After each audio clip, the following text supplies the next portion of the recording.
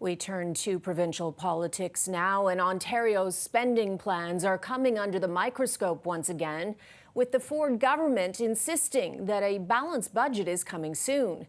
But those in the Financial Accountability Office are saying not so fast tonight.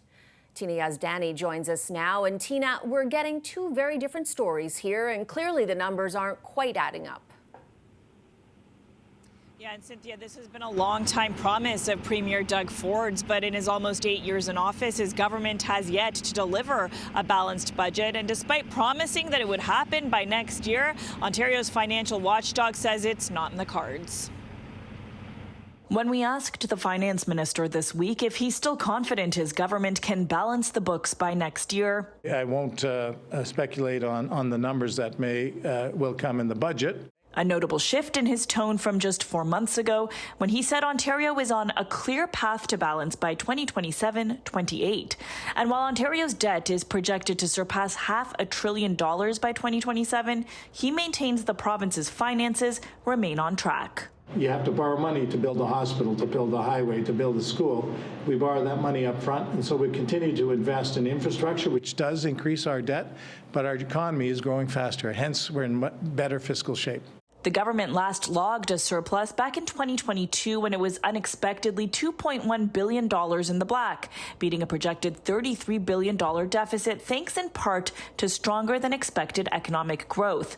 Today, expectations for Ontario's economy are being tempered by the impact of U.S. tariffs. Meanwhile, some sectors are falling behind, according to Ontario's financial watchdog, which is projecting a health sector spending shortfall of $10.7 billion in 2027-28.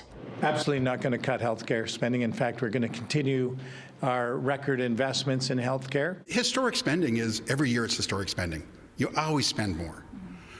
The population grows. There's inflation. And so you just have to look at the outcomes.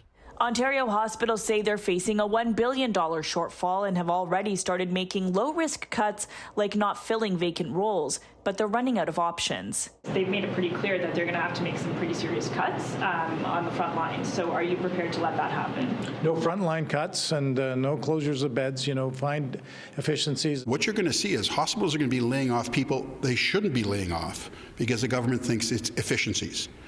While wait times grow, while emergency rooms close, right? While 2 million people don't have a family doctor.